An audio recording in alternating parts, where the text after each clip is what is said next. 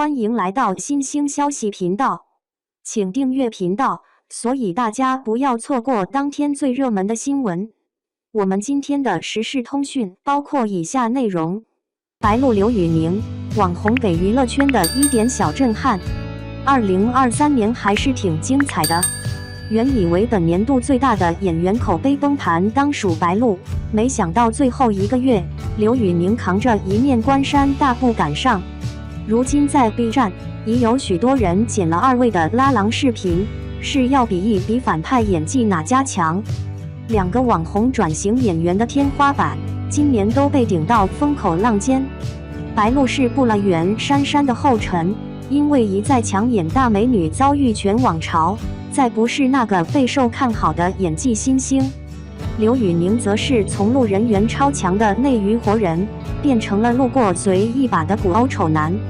但与此同时，白鹿的播剧成绩和刘宇宁的影视资源，又都处于令吃瓜群众倍感无奈、不得其解的火箭上升趋势。相信很多人都想问，究竟是谁选中了他们？这份偏爱又是否有期限？这种口碑与热度之间的东非大裂谷，莫非就是传说中的分众文化、信息茧房？一种很新的口碑崩盘。必须承认，吐槽带来的黑红热度，是流量明星对剧集的一种隐形贡献。对初代流量的演技吐槽还相对单纯，就表现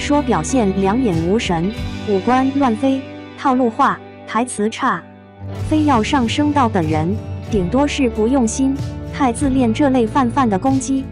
而我们观察这轮对白鹿刘宇宁的吐槽，戏内表现是与二人的学历、出身乃至底蕴、品行挂钩的，归因非常具体。而这很可能是新流量们要面对的新常态。究其原因，一方面，群众对 208W 的厌恶逐年增长；另一方面，新一代流量确实有许多是网红出身，走红后的运营方式也偏网红。因此相比前人，他们有更充分的物料供众人解读，也就更容易遭到反噬。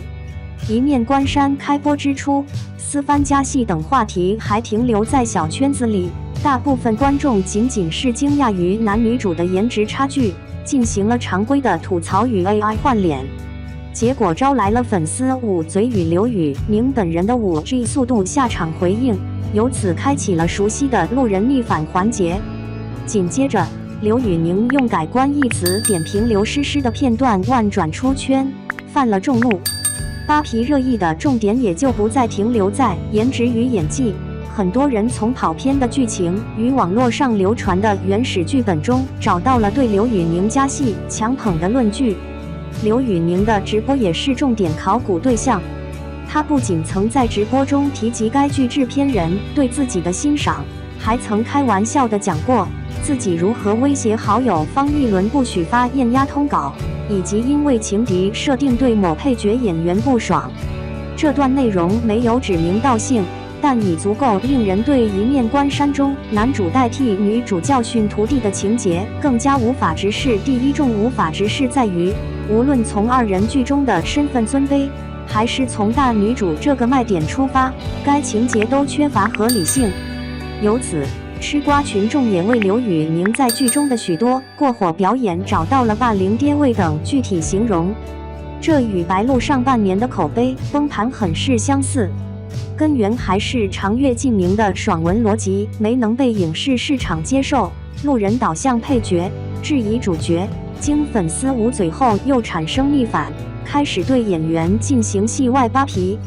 最终白鹿的精神男人发言以及谈及黑化开大时的轻浮状态被扒出。自此，白普男与小人得志是演技一连跟了白鹿3部戏。其实真论演技水平，两人都没到 AI 面瘫、动态毁容这些难以挽救的程度。2023年之前，白鹿的哭戏与刘宇宁的原声台词都是正面出圈的存在。然而今年，在戏里角色不适合，戏外表现不恰当的互相作用下，同样的表现不再能造就同样的观感。网红转型天花板，他们凭什么？网红进军演艺圈成为趋势，出现顶流，必然是因为他们填补了一些空缺。例如，相比规矩重重的秀人，网红更加松弛自然、鲜活有趣；相比没上过班的学院派，网红可能阅历更加丰富，出演现实题材能够带来惊喜；相比顺风顺水的资源咖，网红配合度更高，事业心更强，等等等等。白鹿、刘宇宁不仅在演艺圈扎根，还成为手握平台 S 级资源的流量偶像，可以说是网红转型中最成功的一批。硬糖君不否认他们的成绩，也不否认他们存在过人之处。白鹿中学时代便萌生了韩流明星梦，18岁参加 SM 选拔遗憾落榜后，他转而成为一名淘宝模特。2015年，白鹿遇到贵人猫的树，出演了他的多部热门短片，并通过他结识于正、签约欢娱、例行的配角练兵过后，于2017年被提拔为女主。也是在这一年，白鹿入驻当时新生的短视频 APP 抖音，成为其元老级明星用户。在众多热剧以及国民综艺《奔跑吧》的加持下，白鹿的流量与粉丝数不断上涨，逐渐完成了第2次网红出道。刘宇宁早年迫于生计选择了厨师专业，毕业后辗转过各种各样的工作，直至2015年才在 YY 直播上重拾歌手梦。同样在2017年，刘宇宁和他的摩登兄弟入驻抖音，见或上传一些翻唱片段，终于在2018年5月凭借一首《讲真的》大红。命运的齿轮开始转动，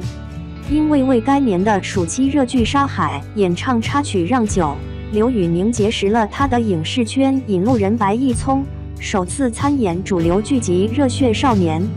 年底，粉丝已近147万票助他登上歌手2019舞台，送他进入大众视野。疫情到来后，刘宇宁主攻演戏，并且因为在《终极笔记》长歌行中的讨喜人设与热门 CP 有了不错的开局。番位提升，戏份加重的同时，刘宇宁始终维持着网红强度的直播营业，在转换赛道后实现了粉丝的2度增长。不难看出，除了短视频红利，还有一些早期经历富裕的特质，促使白鹿刘宁宁转型成功，并在日后的吸粉甚至演戏方面发挥更多作用。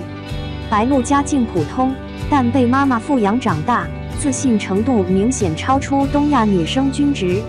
这既造就了她精神男人的黑历史，越看越普信，却也令她大方不怯场，敢想敢争取，常常展现出不受资历与资质限制的主角气势。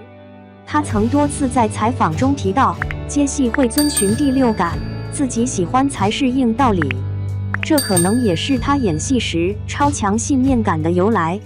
这样的内在与英气的外形相一致，他的影视戏路、短视频人设与综艺定位又是从这样的内在中生长而出，最终效果是个人特质鲜明，影视与综艺观众的转化率、留存率都比较高。一些对照组能帮我们更好地理解这种特质。张天爱就是典型的内在与外形不够统一太子妃系的粉流失非常快。和白鹿长相相类但更精致的李一桐，因为什么戏都能接，反而荧幕形象不鲜明，加之运营方式传统，所以本人个性也不鲜明，即他无法让人形成对某一类角色、某一种类型剧的心理预期。当不了流量是小，无法形成剧粉底盘是大。虽说都是网红出身，但白鹿的短片经历还远没到自带粉丝进圈的程度，常驻跑男才是他流量化的开始。刘宇宁则不然，他的粉丝是直播时期便开始积累的。如果将刘宇宁视为杨超越、时代少年团这样的养成系偶像，很多问题便豁然开朗。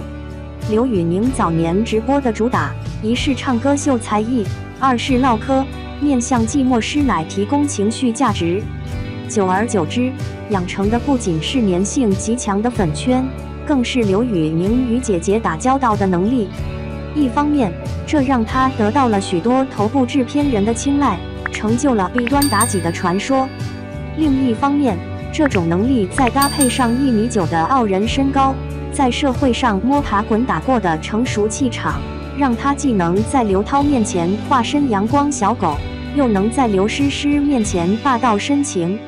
纵观当今小生格局，老人流量不在，新人长相幼态，刘宇宁竟成了解系女星的优选其粉圈的活性与冲劲，还不输新生流量，很可能是当下一些产业难题的便宜之解。徐凯搭档杨幂演现偶，把对方衬成小姨，粉丝面对差评毫无还手之力。刘宇宁搭档刘诗诗演古偶，把对方衬成仙女，粉丝面对差评激情护短，越战越勇。怎么看都是后者比较划算。成也本色，败也本色。一些网红的转型之路之所以走得顺遂，是因为他们的个人特质经过海量网民的检验，而使用他们的人也充分利用这些特质来挑选甚至量身打造角色。白鹿给网民的第一个记忆点，可能是短片中兼具少女与少年气的虎牙笑。相应的，她早期出演的多是中性角色，女将军凤求凰，女扮男装烈火军校，女生男魂大王不容易，女体育生招摇，正好将这种特质正向发挥。最容易刷演技值的，则是将艺人本色充分压制的角色，如周生如故中哑了半部戏，最终惨烈殉情的温婉贵女王牌部队中客串的遗憾青梅。哭戏虐戏恰好也符合嘴角向下的外形为她造就的另一个苦情维度。对于养成系艺人，经常出现路人与粉丝的认知截然不同的情况，刘宇宁这边也一样。路人眼中的他是搞笑老哥，是属系新贵，粉丝眼中的他则是忍辱负重，是北方的狼。在此基础上，刘宇宁有2个演技 easy 模式，一是诙谐型世外高人，如《终极笔记》里的黑眼镜；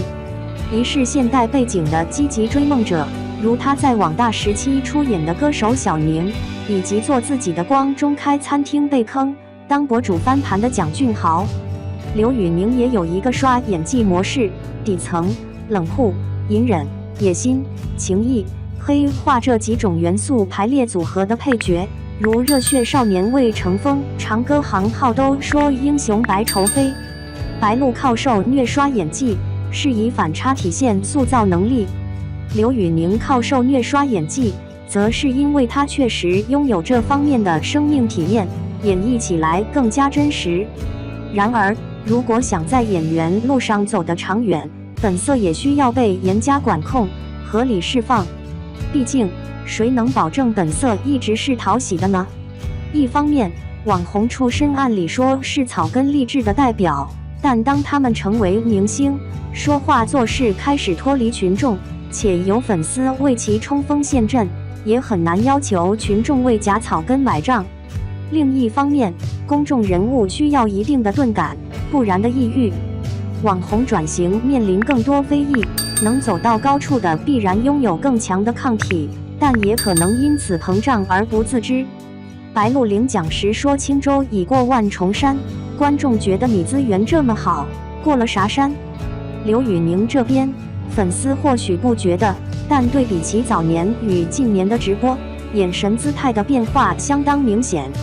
君不见，闭嘴才是男人最好的医美，管你是头部主播还是多期顶流。2023年，两人资源提升的同时，口碑双双崩盘。非要说看不起，大家看不起的并非出身早年港星，什么出身都有，演贵公子、大英雄照样引人倾慕，而是二人在没有足够的演技支撑与合适的角色压制之后，表演中流露出来的轻浮傲慢。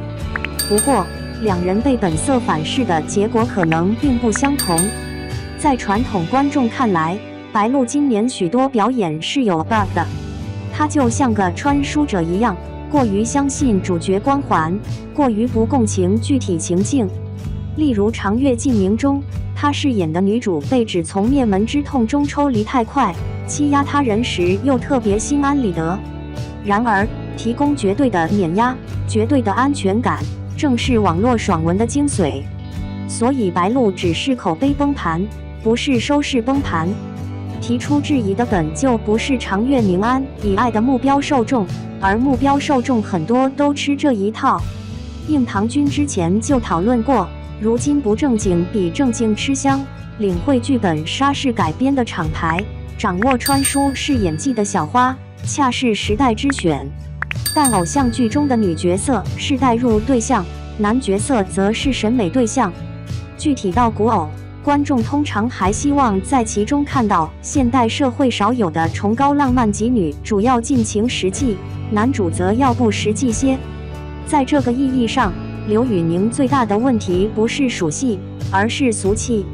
不是俗在网红出身、东北口音，而是俗在他的大男子主义和酒桌成功学。这或许能满足以往的大龄梦女，但当他成为古偶男主，就相当于养成系终于出道，要经历真正的大众检验了，也就形成眼前的局面。非要继续当男主的话，应唐君建议不如人系更彻底的合一，带领粉丝转战男平民看呢。